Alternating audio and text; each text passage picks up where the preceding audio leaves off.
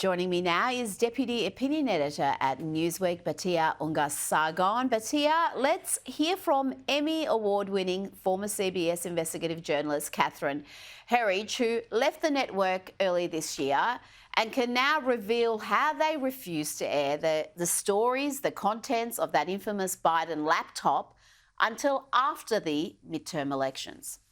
I went to a lot of effort to get the cleanest copy of the laptop data, the same data that was provided to the FBI, because I didn't want to have any professional journalistic risk for CBS News. I wanted this thing to be totally locked down. When we did the story, we did it after the midterms. I argued against that because it was ready before the midterms. And my training is that you should always do the story when it's ready to go. You should not be dictated by the political cycle.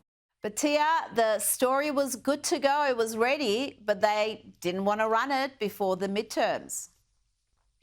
It's an absolute scandal, Rita. What you have here is a news organization pretending to be objective and actually literally carrying water for one of the candidates and one of the parties and one of the sides in this two-party system here.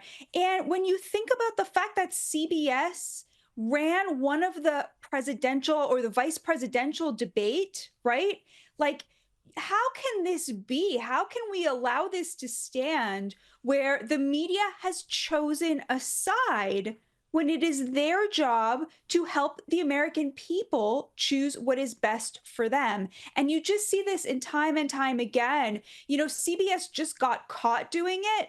But if you think that the journalists at the New York Times and the Atlantic and the Washington Post and CNN and MSNBC are any different, they really aren't. 96% of journalists are Democrats, and it's a huge scandal.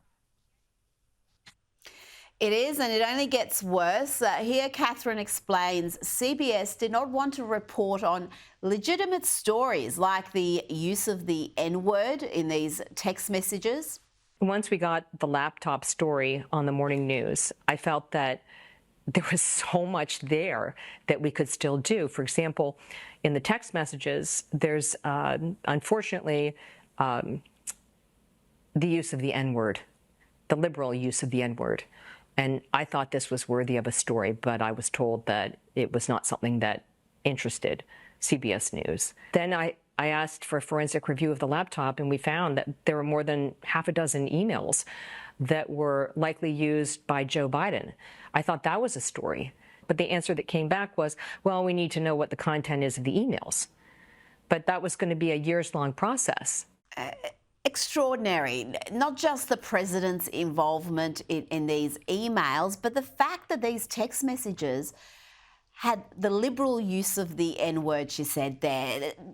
That they would ignore that when they've been so obsessed with race and any sort of racial slur or any suggestion of racism, and you've got the use of the N-word and you think, oh, no one's going to be interested in that. I mean, Rita, can you even imagine if they found text messages from Eric Trump or Don Jr. that had the N-word in them? I mean, they would talk about nothing else for a month. I mean, you just know that this is true. Yeah.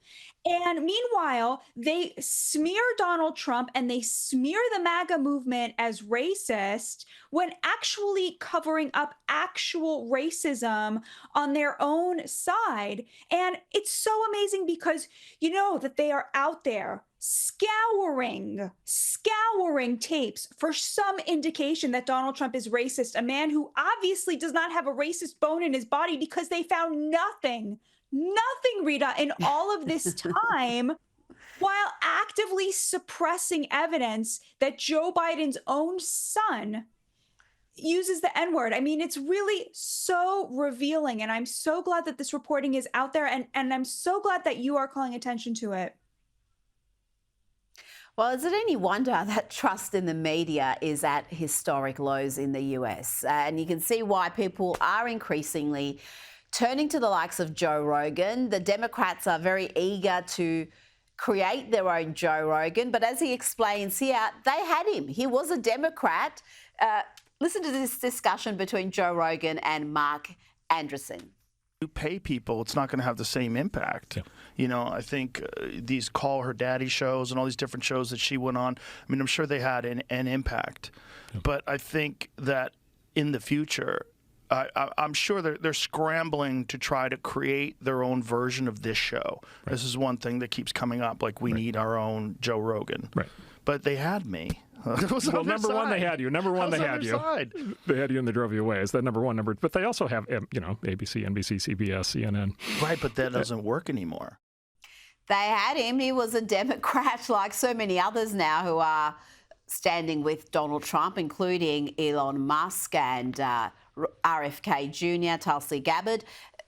Joe Rogan donated to Bernie Sanders. It was a Bernie bro, wasn't he? And to see him be red-pilled, to see him be personally attacked by the leftist media, and it's opened his eyes to how the system works. What will the Democrats have to do to counter this? Because they can go and pay podcasters, they can pay Oprah, but it just doesn't have the same impact. The reason that you can't imagine a Joe Rogan on the left is because the thing that they want is not the thing that he is actually doing.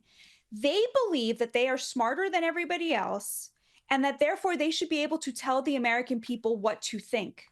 And then they project their fantasy onto Joe Rogan that he's literally telling people what to think, and they're following him like zombies as he tells them to vote for Donald Trump, when of course the opposite is the case. The reason Joe Rogan is so popular is because he never tells anybody what to think. He listens to this one, he listens to that one, he asks questions, and then he's like, who knows? Make up your own mind, right? That's why he's so popular, because he is a truly independent thinker. And that's why you will never have a Joe Rogan on the left, because, Rita, they are incapable of independent thought, which is why the American people have totally turned on them. Well, it's becoming like Islamism. As someone who escaped an Islamist country, it's total submission. You either submit to what we think on every issue, or you're on the outer. You start getting attacked, and that's what happened with Rogan. I want to ask you about Special Counsel Jack Smith. He's dropped the January 6th and classified document cases against Donald Trump. We spoke about that yesterday. But we cannot get past the manner in which he weaponized the Department of Justice. He wasn't alone, but let's not forget he tried to bypass lower court rulings. He tried desperately to manipulate the process so the trial could be before the election. Is there going to be any accountability for Jack Smith and others like him? There are competing impulses here, Rita. On the one hand, Donald Trump has been very clear that he does not intend to persecute his political opposition or to wreak revenge. He's not interested in that. On the other hand, he has said repeatedly, they're not coming after me because of me. They're coming after me because they're coming after you, the American people. I'm just standing in the way. And I think it's very important to him to make sure that this can't happen to any other Americans who don't have his resources. And so I think that's the fine line that you're going to see Pam Bondi and others trying to walk here, which is to somehow bring justice back to justice, to somehow de-weaponize the justice system, but not to then re-weaponize it as a revenge tactic. So there were real abuses of the law, which deserve to be, we need accountability there, but I think it's going to be done in a very delicate, balanced way, or I hope so. Absolutely. But as you said, the key word there was accountability. Those who have abuse their power, abuse their offices, need to face accountability. Otherwise, there is no reason for this not to happen again. And I think it's just that sense of justice that needs to prevail here.